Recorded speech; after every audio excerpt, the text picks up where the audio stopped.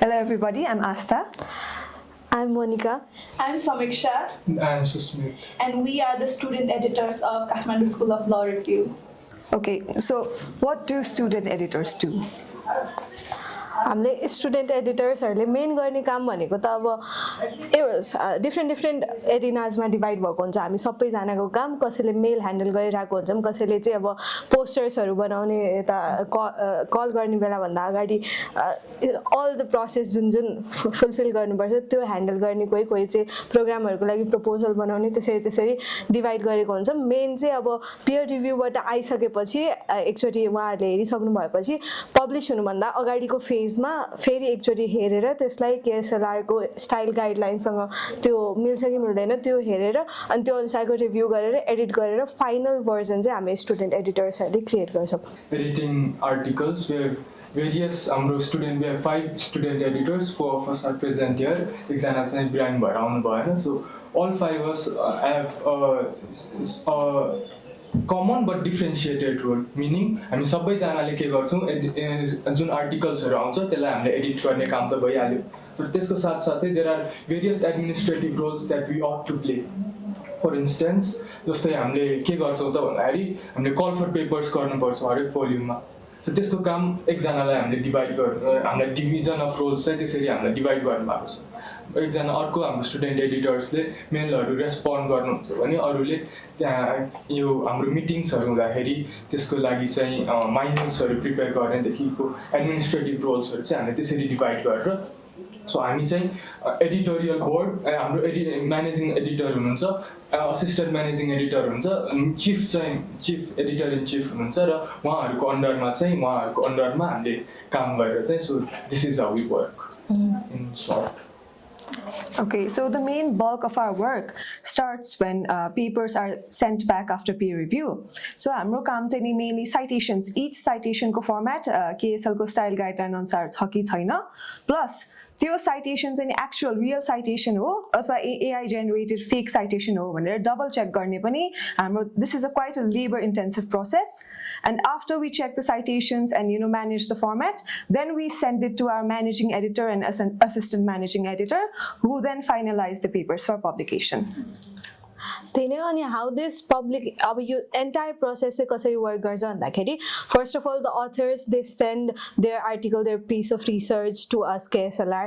त्यसपछि चाहिँ हामीले त्यसमा इन्टरनल इभ्यालुएसन हुन्छ, हाम्रो अब एक्सपर्टिज भएको सर्टेन रेस्पेक्टिभ पर्सनले इन्टरनल इभ्यालुएसनमा त्यो पास गरिसकेपछि रिसर्च यदि इनफ छ भने त्यसमा अब KSLR स्टाइल गाइडलाइन्स त्यसले फलो गरेको छ भने now it is then pass for peer review. Peer review पनि double blinded peer review process हुन्छ, 2 जना पेयर रिभ्युअर्स हुनुहुन्छ फर इच आर्टिकल, अनि उहाँहरूको रेस्पोन्स अनुसार whether it is publishable in this volume exactly it as it is or केही त्यसलाई edit गर्नुपर्ने छ भने चाहिँ एडिट गर्नुपर्ने छ भने फेरि हामीले अथरहरूलाई भन्छौँ, अनि अथरहरूले त्यो एडिट गरेर फेरि पठाउनुहुन्छ, अनि त्यसलाई अगेन वी स्टुडेन्ट एडिटर्स त्यसलाई हेर्छौँ। त्यसपछि फेरि हाम्रो माथिको जुन असिस्टेन्ट म्यानेजिङ एडिटरले हेर्नुहुन्छ, अनि त्यसपछि चाहिँ त्यो पब्लिकेसनको प्रोसेसमा जान्छ।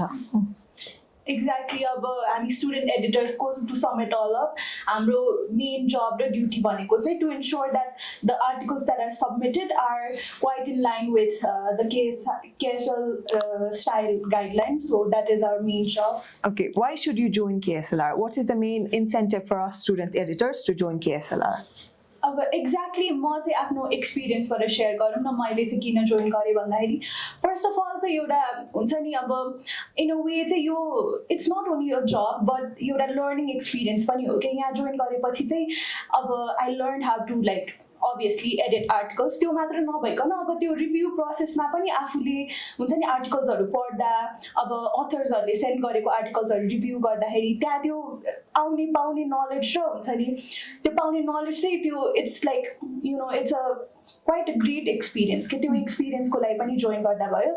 एडिसनली अब मोनिटरी बेनिफिट्स पनि त्यो भइहाल्यो एउटा स्टुडेन्टको लागि, that's a quite great thing. त्यो पनि एउटा मेरो लागि चाहिँ पर्सनल मोटिभेसन थियो। So yeah that's what it is for me.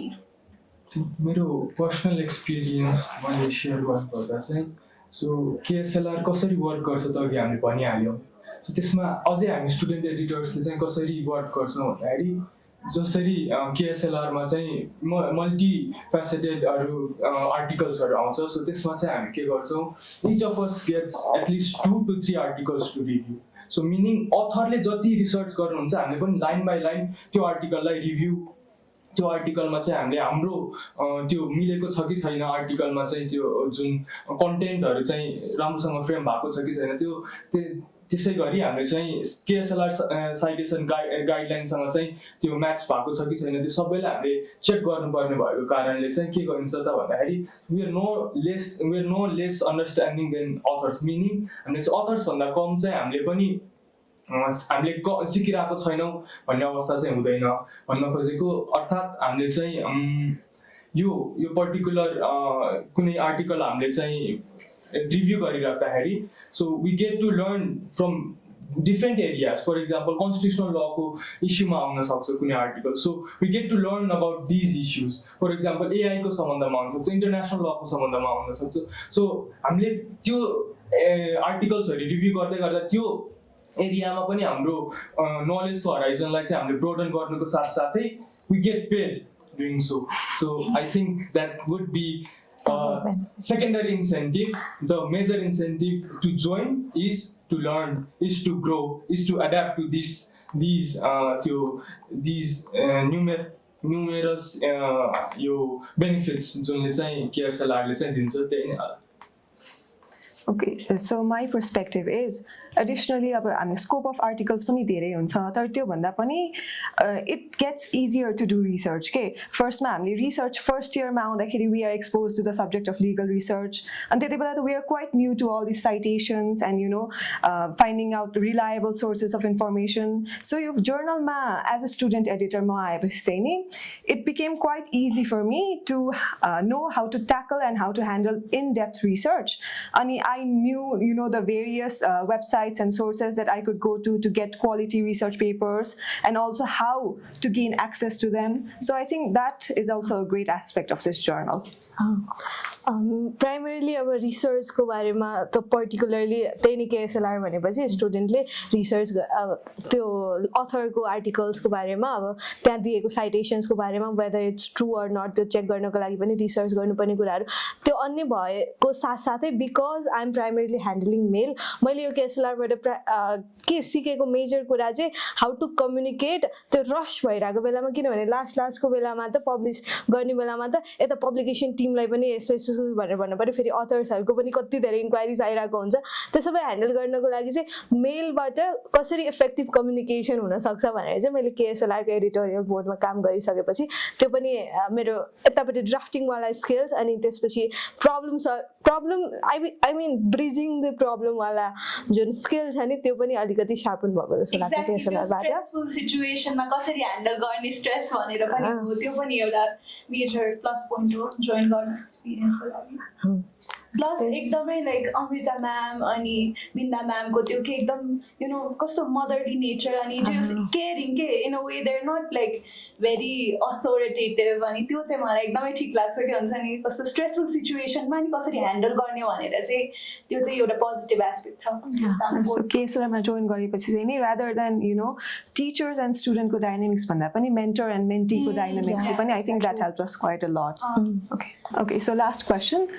What challenges did you face after joining KSLR? Are there any or was it all smooth sailing? Okay, so for me, the main thing is one article has almost like 70-80 citations, right? And we have to go through them manually one by one. त्यो पनि citation मात्रै format मात्रै मिलेको छ कि छैन भनेर हेरेर पुगेन actual citation मा गएर link खोलेर त्यो entire article अथवा at least sections of the article padera we have to check whether the citations are real, whether it has been AI generated, and if it has been AI generated then communicating that with the author is a whole another issue. So I think AI is a major challenge to our work right now. Exactly, that's what I have to say as well.